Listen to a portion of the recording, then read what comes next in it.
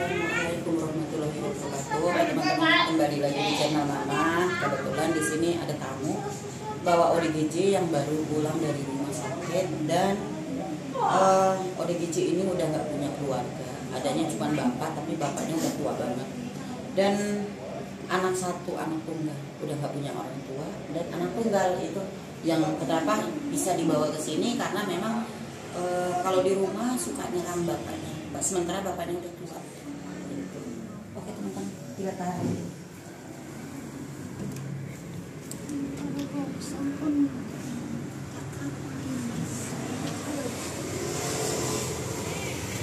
Asal mirip ini si bapak yang pakai topi, mirip Denny Kreator. Iya. Iya. Kayaknya obatnya. Iya bapak.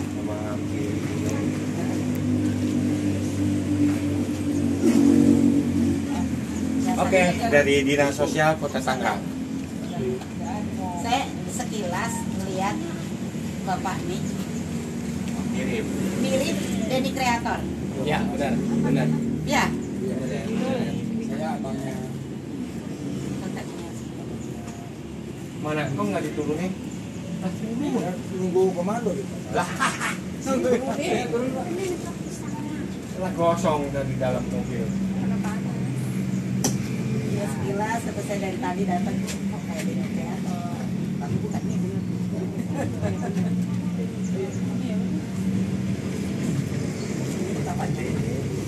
Kantor aja. Ayo, nah. Ini dulu, ke sini lagi.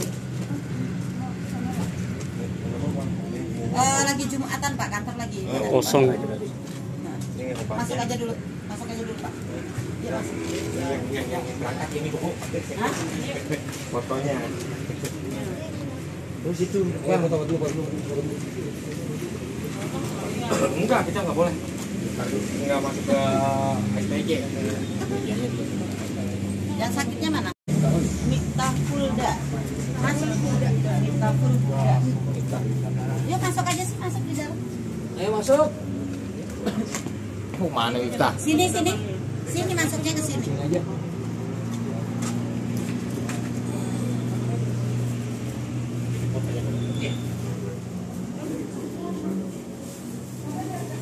Bapaknya mana, Bu? Bapaknya mana? Oh, bapaknya ada nggak? Oh, bapaknya nggak ngikut. Katanya anak tunggal. Saya benerin ini dulu teman-teman biar saya bisa duduk. Oh, kakak ini bukan kakak kandung. Gitu. Yang tahu RW. Bu RW. Bu RW sini, Bu. Ini dulu, Bu. Dulu.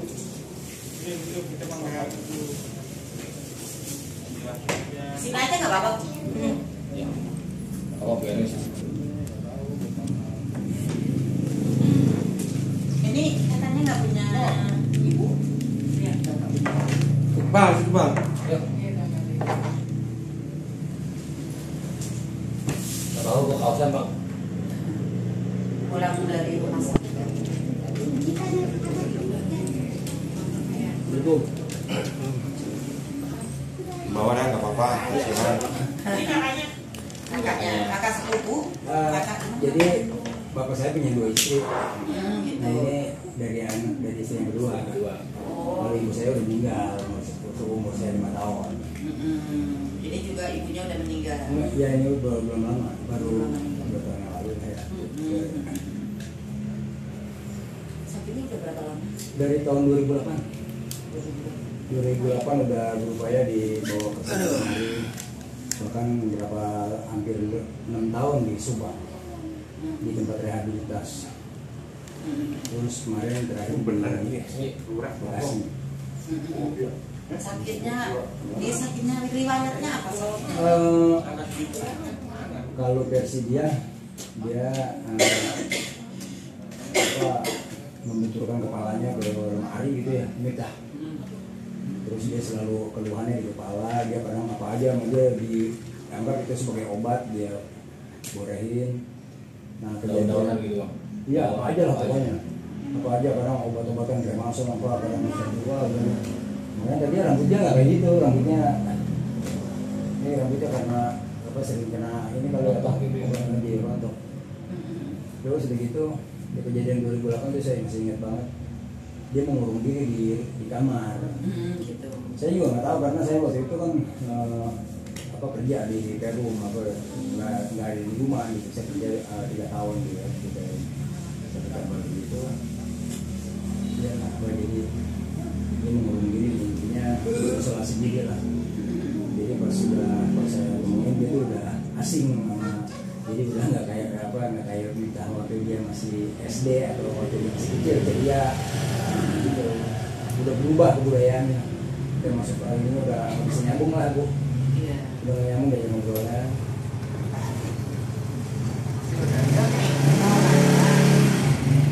Namanya siapa tadi? Mita, panggilannya Mita. Mita umurnya berapa tahun? 35. Udah kenapa? Punya pacar? Belum. Pernah pacaran nggak? Belum pernah pacaran. Kalau dulu pertama kali sakit karena apa? Demam. Sakit demam. Oh, panas. Terus rasanya gimana? Sampai bentuk-bentukin kepala segala itu kenapa? Pusing-pusing. Bu, maaf bu sebentar dia pengen minum tadi. Oh iya. Terus yang ini mau bawa itu lagi. Nih mau nanya, dulu ya minum dulu, nggak apa-apa sekalian. Dulu pernah minum minuman keras atau obat-obatan, pernah nggak? Nggak pernah ngobat. Nggak pernah ngobat, tapi tiba-tiba kepala pusing. Pernah kena benturan apa, umpamanya kecelakaan apa? Enggak. Jadi pusing tiba-tiba. Pernah ke pesantren nggak? Pernah mempelajari ilmu nggak? Kan kadang ada yang mempelajari dari YouTube. Pernah mempelajari gitu nggak? Zaman itu kan belum ada 2008 belum. Nonton TV aja. 2008 dia usianya sekitar SMP kelas 2 nya. Iya, SMP kelas 2. Dibully nggak di sekolahan? Belum. Saya malah ada kesimpulan ke sana, ya ada indikasi Kesimpulan dibully gitu ya? Iya, karena saat itu bapak nggak mau apa di mata anak-anaknya nganggur gitu, akhirnya bapak udahlah memutuskan diri, udahlah ngambil rongsokan lah. Saat itu di kampung itu cuma bapak doang tuh yang kerjain itu. Oh, gitu. Semua rongsokan mau bapak kumpulin jual, bahkan nah itu mungkin yang mengakibatkan ada saya minder gitu kan. Kayaknya begitu. Kalau menurut saya versi saya nih. Terus akhirnya dia mengundurkan diri masuk ke sekolah gitu. Kan kalau bahasa kita sekarang perundungan ya. Iya. Bully gitu. Saya takutnya begitu ke arah sana. Terus saya kesel. Apalagi usia segitu kan lagi masa puber kan. Iya. Saya takutnya begitu. Terus ada beberapa pengalaman saya dari teman-teman saya nih. Adik-adiknya juga mengalami hal seperti itu, tapi mereka bisa melewati gitu. Fase-fase seperti ini bisa lewatin, fase kritis gitu lah. Fase-fase. Kadang memang ada anak yang bisa melewati masa diejek teman. Ada yang bisa, saya bakal nunjukin kalau saya bisa. Kalau umpamanya diejek teman, ada yang gitu. Tapi ada yang ya tadi itu diem, mendalami, akhirnya diem, nggak mau kenal sama orang. Akhirnya timbulnya kayak gini kali ya. Iya. Oh iya katanya. Ada yang ngejek? Hah? Gak pernah ada yang ngejek di sekolahan. Itu kenapa cincinnya banyak banget sih pakai cincin? Nggak ada keterbukaan dia nih sama keluarga gitu bu. Bahkan diam ya. Bahkan kalau misalnya ini saya beberapa waktu kemudian lama gitu dia baru ngaku, mas gue diituin sama si Anu gitu. Lah kenapa nggak bilang dari dulu? Misalnya dipalak atau apa gitu ya. Jadi saya sementara memang nggak dekat rumah karena iya saya mengayap gitu kerjanya pindah-pindah gitu. Saya kan kerja serabutan. Iya. Nih sekarang saya mau nanya, kemarin kamu dibawa ke rumah sakit mana? Rumah sakit Soeharto. Berapa hari? Seminggu. Setengah bulan ya. Nih, kalau orang yang dibawa ke rumah sakit Soeharto itu kan di situ kan RSJ, rumah sakit jiwa. Itu orang yang sakit apa? Nggak tahu ya. Orang yang dibawa ke rumah sakit jiwa, orang yang punya sakit gangguan kejiwaan. Nah, sekarang saya mau nanya, siapa tadi namanya? Nipta. Nipta merasa nggak kalau dirinya sakit gangguan jiwa? Enggak. Tanpa Nipta sadari, Nipta itu sakit gangguan jiwa. Nah, kalau sakit gangguan jiwa itu nggak boleh banyak mikir yang berat-berat, ya. Harus ikhlas, lupain semua yang kemarin-kemarin, tunjukin kalau kamu bisa sehat, bisa lupain masalah yang lalu, ya. Terakhir kamu ngamuk, ingat nggak? Nggak ingat ngamuknya? Terakhir kamu ngamuk? Baru dapat laporan beberapa hari yang lalu, ya gitu, ada konflik sama kakaknya karena sama Indra enggak? Enggak. Bener nih. Terus ini apa sama ya adalah catatannya itu di aparat setempat saya juga bisa ceritain betul. Kalau Ibu RW kan yang tahu ya. Hah? TV rusak. Nah itu. Kalau TV rusak itu akibat. Iya. Malam.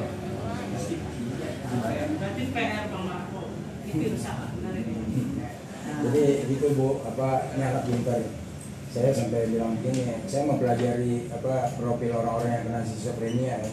Termasuk seniman idola saya yang di Picasso, dia juga penderita schizophrenia, cuma dialihkan ke dunia kesenian, akhirnya jadi jenius lah. Berarti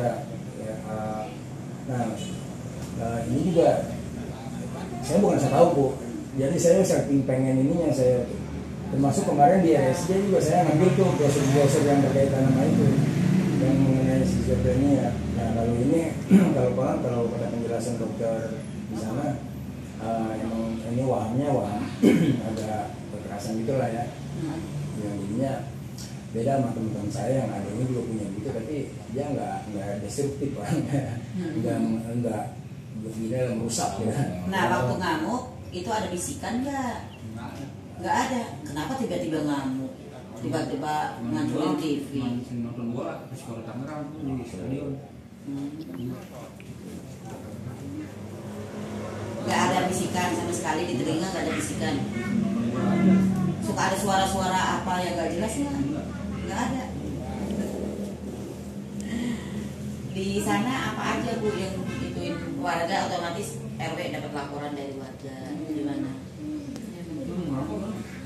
Coba izin sama izin di sini saya bilang ya, di sini kan rehab, AA kan sakit gangguan jiwa. Orang sakit gangguan jiwa itu nggak boleh ngerokok.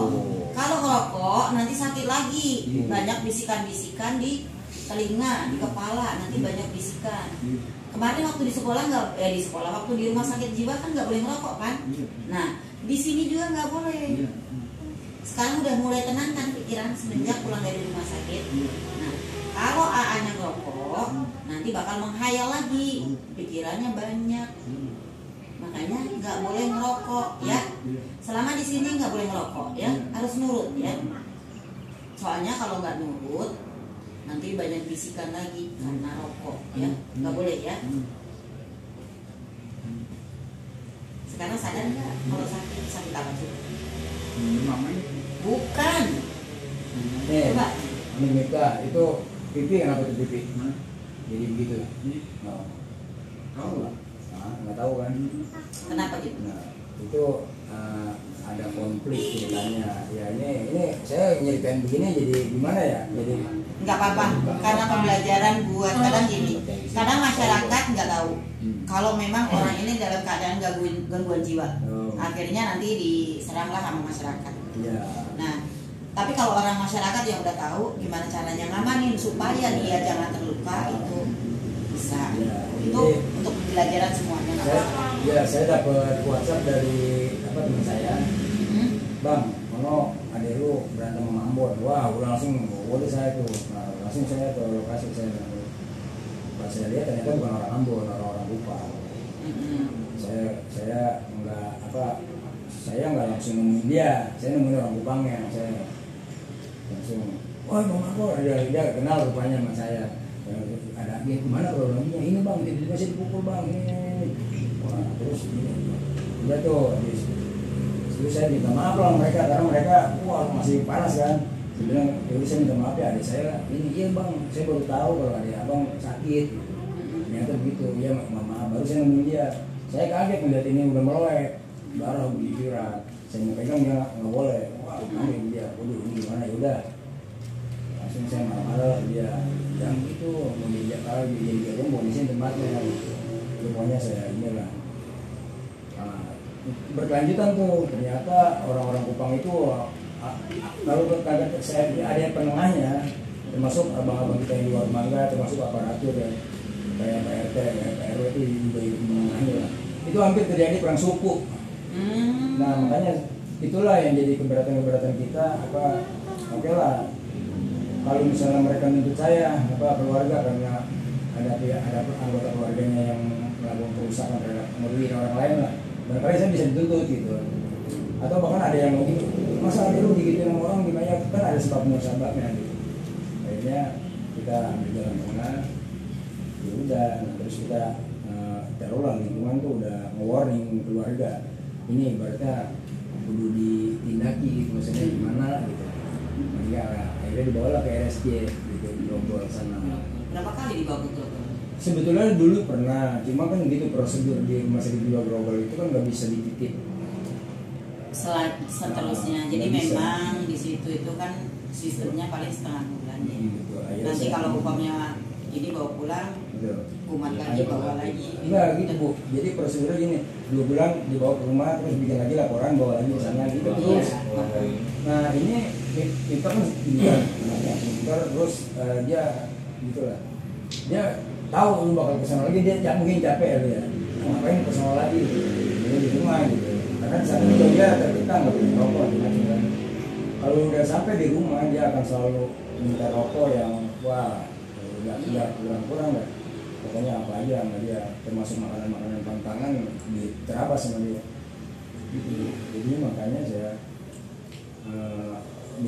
diskusi lah sama dokter saya bilang gitu ini bahaya laten di lingkungan saya minta ini saya nggak kalau misalnya kalau di rumah ini lingkungan resah jadi kalau gitu paling nggak ada satu tempat ya mungkin saya gimana lah pengobatan yang sepatnya saya mungkin sampai sini wah itu berarti sama juga gimana gitu dokternya juga bilang begitu kalau gitu di Sostanggerang juga kan nggak punya penitipan Nah di sini juga, di sini kan penitipannya keadaannya kayak gini Pak. Kita nggak ada ruang yang ibaratnya untuk ODGJ yang galak atau ODGJ yang suka kabur-kaburan. Karena di sini berupa rumah. Rumah kalau ini wisma cewek, cewek-ceweknya pada hidupan. Di belakang wisma cowok. Jam-jam segini pada waktunya istirahat. Jadi kita nggak bisa ngejaga benar-benar ngejaga full karena apa namanya ODGJ takutnya dia ketagihan rokok dia pengen apa nanti nggak ketahuan tahu loncat sono ini peluang untuk hilang tuh banyak itu kalau dia seandainya dia nggak betah di sini karena di sini kan larangannya kita nggak boleh merokok itu kita nggak punya tanggung jawab kalau seandainya kita ini keluar gitu. Gimana itu Pak? Ya saya gimana ya? Itu saya harus menerima resiko kalau misalnya tiba-tiba dia kabur dari sini. Saya tinggal nunggu telepon dia kabur. Terlepas dari Insya Allah sih di share gitu kan kita saling sama-sama nge-share. Nanti kalau umpamanya ketemu ya dibawa lagi gitu karena memang ya gitu kita nggak punya tenaga tahu sendiri ya kalau nyariin orang satu hilangnya di mana muter-muter ini aja yang hilang satu sampai sekarang belum ketemu udah 2 bulan 2 orang tapi kita juga udah nge-share tapi sampai sekarang nggak ketemu ya kemana jadi nggak gampang apalagi daerah sini luas terus namanya ODGJ bisa jalan kaki tahu-tahu udah nyampe daerah mana gitu kan nggak gampang nyarinya kita kalau misalnya kabur tahu-tahu nongol di Amerika mau kabur ya. Kalau kabur nanti takutnya jadi gembel. Kamu tahu nggak? Orang yang nih, saya ngomong kasarnya ya. Orang gila yang di pinggir jalan, nggak mandi-mandi, bau, badannya kotor, itu karena apa? Karena kabur dari rumah. Nah, kamu nggak mau kan kayak mereka? Jadi di sini aja, jangan kemana-mana ya. Jangan nyari rokok ya. Nurut ya. Anggap saya mama ya. Mama siapa coba? Mama Parti. Nah, Mama siapa? di sini sama temen tuh. Nanti sama Solihin. Ya, sama Solihin ya. Si itu kamu? Sekarang mau ke belakang. Iya. Ya udah sana. Iya. Udah makan belum? Tuh diajak. Belum. Solihin. Gewe kan. Hah? Ajakin makan ke kantin. Iya, siap. Sana makan dulu. Makan dulu. Makan dulu sana sama Ajak, Solihin. Udah enggak usah. Udah makan ajak. Kenalan dulu sama Solihin. Kenalan nih. Nah, lu biasa jadi kiai lu. Jangan ini ya. Tuh.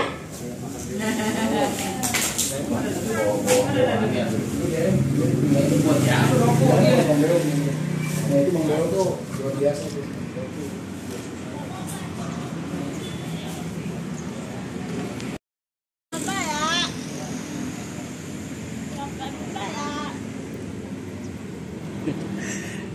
Apa? Bobo. Itu. Itu Bobo.